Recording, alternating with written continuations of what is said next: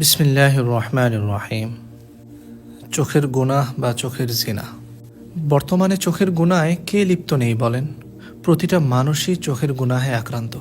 আর চোখের গুনাহের যেই ভয়াবহতা, এটা আমি আপনি কল্পনাও করতে পারবো না। চোখের গুনাহ হলো এমন এক গুনাহ যে আমি আপনি যে ইবাদত করি, আল্লাহ তাআলার হুকুম পালন করি, কোরআন তেলাওয়াত করি, নিয়মিত নামাজ পড়ি, তাহাজ্জুদ পড়ি, সময়ে সময়ে বিভিন্ন আমল করি, চোখের গুনাহের কারণে আমাদের এই সমস্ত আমাল আস্তে আস্তে মুছে যায়। বর্তমানে গীবত এবং চোখের জিনা, চোখের গুনাহ, এই দুইটার পিছনে শয়তান আমাদের পিছনে সবচেয়ে বেশি মেহনত করে। এই জন্যই রাসূলুল্লাহ সাল্লাল্লাহু আলাইহি ওয়াসাল্লাম বলেছেন, আন-নাযরু সাহমুন মিন সিহামি ইবলিস মাসমুম। হাদিসের সারাংশ হলো, মানুষ যে চোখ দিয়ে দেখে, এই চোখ দিয়ে কোনো নিষিদ্ধ জিনিসের দিকে যখন মানুষ তাকায়, কোনো গুনাহের বস্তুর দিকে বা যেদিকে তাকালে গুনাহ হবে, এই সমস্ত দিকে যখন মানুষ তাকায়, এটা হলো শয়তানের অস্ত্র বা শয়তানের একটা তীর, যে অস্ত্র দিয়ে শয়তান মানুষকে শিকার করে, গুনাহের মধ্যে লিপ্ত করে। যেমন ধরুন, একজন মানুষ মুভি দেখতেছে, মুভি দেখার মধ্যে তার কোনো খারাপ চিন্তাভাবনা আসছিল না, কিন্তু মুভির মধ্যে এমন একটা মেয়েকে সে দেখলো কিংবা এমন একটা ছবি সে দেখলো যা দেখার দ্বারা তার ব্রেইন ট্রিগার্ড হলো। তো শয়তান যে তীরটা মারলো, তার ব্রেইন যে একটা বাজে সিগন্যাল পেল, সেখান থেকে সে দেখা গেল যে মুভি দেখা বাদ দিয়ে সে আস্তে আস্তে অন্যদিকে চলে গেল। বুঝতে পেরেছেন? আর চোখের গুনাহটা এমন মারাত্মক যে আপনি যে ইবাদত করবেন, নামাজ পড়বেন, সিজদায় যাবেন, আপনার সেখানে সেই গুনাহ আপনার চোখের সামনে ভেসে উঠবে।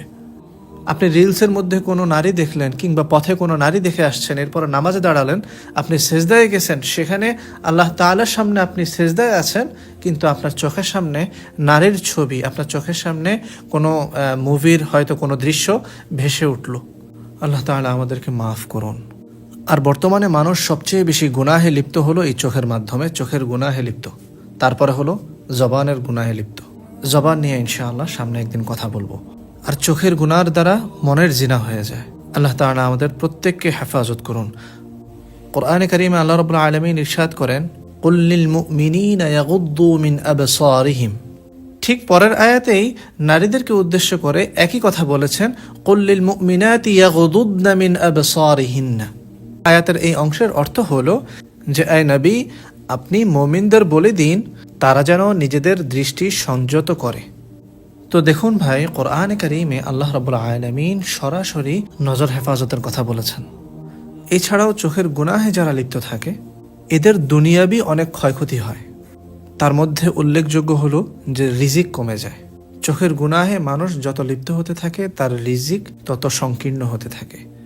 আল্লাহ তাআলা আমাদেরকে মাফ করুন। এই চোখের গুনাহের কারণে মেধা শক্তি কমে যায়।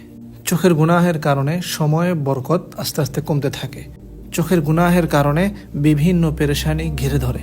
চোখের গুনাহের কারণে জীবন যৌবন পুরোটাই বরবাদ হয়। চোখের গুনাহের কারণে অন্তর থেকে নূর চলে যায়। অন্তরের মধ্যে তখন কালো দাগ পড়তে থাকে। চোখের গুনাহের কারণে মানুষ সফলতা থেকে অনেক দূরে সরে যায়। আপনি চোখের গুনাহে লিপ্ত থাকবেন, চোখের গুনাহ করবেন, নজর হেফাজত করবেন না, আপনি কখনোই সফল হতে পারবেন না। আর চোখের গুনাহ, নজরের গুনাহ এতটাই খারাপ যে চোখের গুনাহের কারণে মানুষ তার একাকিত্ব সময়টাকে গুনাহ করার মধ্যে কাটিয়ে দেয়। একাকিত্বের গুনাহ তখন বেড়ে যায়। আর এই চোখের গুনাহ শুধুমাত্র ছেলেদের জন্য না, এই চোখের গুনাহ ঠিক একইভাবে নারীদের জন্য প্রযোজ্য। এই জন্য প্রিয় ভাই ও বোন আমার, যে করেই হোক নিজের নজরকে হেফাজত করবেন। চোখের গুনাহ থেকে শত শত মাইল দূরে থাকবেন। এখন থেকেই নিয়ত করুন যে আমার এই চোখ কোনো পরপুরুষের দিকে তাকাবে না, আমার এই চোখ কোনো পরনারীর দিকে তাকাবে না। আমি আমার চোখ দিয়ে মুভি দেখব না, টিভি দেখব না। আমি আমার চোখ দিয়ে এমন কোনো হারাম জিনিস দেখব না যার দ্বারা আমার আখিরাত বরবাদ হয়, কবরে গিয়ে আমাকে শাস্তি পেতে হয়। শয়তান যেন আমাকে আমার চোখ দিয়ে কোনো গুনাহ করাতে না পারে। নফস যেন আমাকে চোখের গুনাহ করার জন্য প্ররোচনা না দিতে পারে, সেই চেষ্টা করব। পারবেন তো ইনশাআল্লাহ? চেষ্টা করলে অবশ্যই পারবেন। ঠিক আছে না ইনশাআল্লাহ? আল্লাহ তাআলা আমাদেরকে কবুল করুন, চোখের হেফাজত করার তৌফিক দান করুন। আমিন।